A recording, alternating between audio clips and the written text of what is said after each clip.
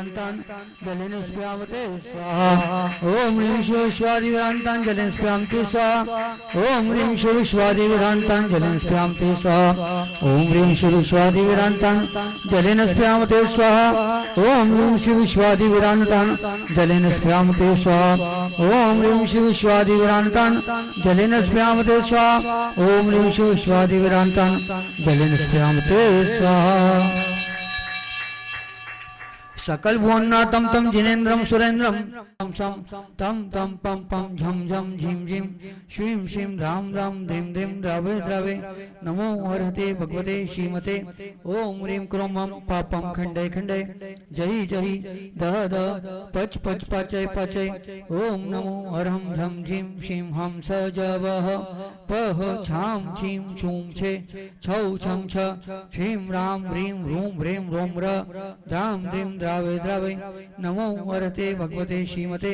ठ ठ अस्माकं संत श्रोमणी आचार्य गुरुवर विद्यासागर जी महामुनिराज संघस्य श्रीमान सार्थक भूषण जी महाजन, श्रीमान पंकज, श्रीमान आर्यन पंकज जी महाजन, पूनम जी, साक्षी दीदी, समृद्धि दीदी, स्वरा दीदी, मनीषा जी, समस्त महाजन परिवार, शेरपुर निवासी सब परिवार से श्रीमान एडवोकेट सुरेंद्र जी वाकलीवाल, वाशिम निवासी सब परिवार से श्रीमान दिलीप जी बुरे, शेरपुर निवासी सब परिवार से एवं सकल दिगंबर जैन समाज शेरपुर से श्री रस्तु, वृद्धि रस्तु, तुष्टि रस्तु, पुष्टि रस्तु, शांति रस्तु, कल्याण वस्तु स्वाहा। आज पर्युषण पर्व का चौथा दिन है और हम आज के दिन यह बात तय करना चाहते हैं कि हम लोभ से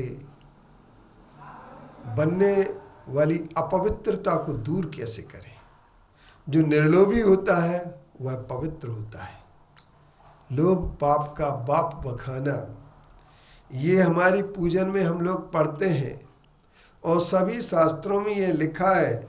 नीतिकारों ने तो यह भी कहा है कि महान शास्त्रज्ञ हो अथवा वह बहुश्रुत ज्ञानी हो अथवा संशयों को छेदने वाला हो, यदि उसके पास लोभ होता है तो वह सदैव लोभ के वशीभूत होकर के दुखी होता है।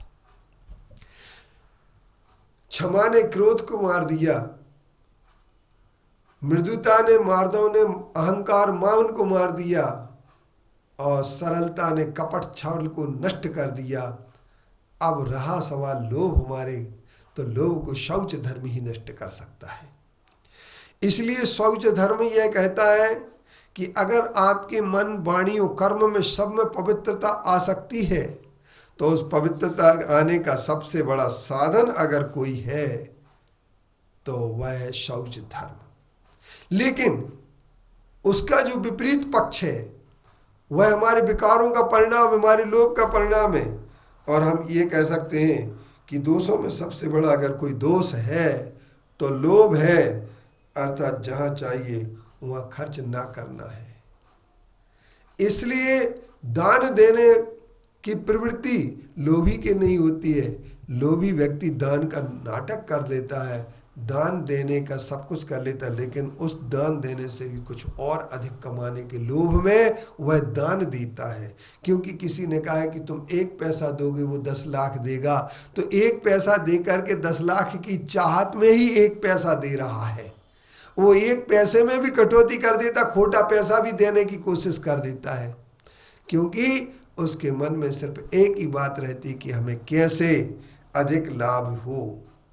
तो जिस तरीके से वृक्ष काट दिए जाने पर अगर उसके सुरक्षित मजबूत हो, जड़ें मजबूत हो, तो एक ध्यान रखना, वह फल उगने लगता है।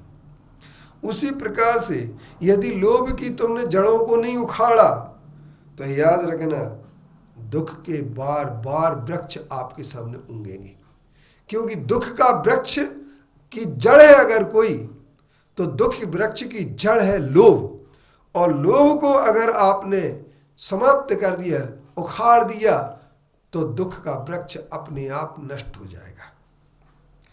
अब इसके बाद हमारे सामने बात ये आती है कि हर आदमी ये सोचता नहीं कि दुख आता कहाँ? तो लोभ से क्रोध आता है। कभी भी क्रोध बिना लोभ के नहीं आता, क्योंकि प्रतिकूलता में ही क्रोध की उत्पत्ति होती है। और प्रतिकूलता क्या होती है?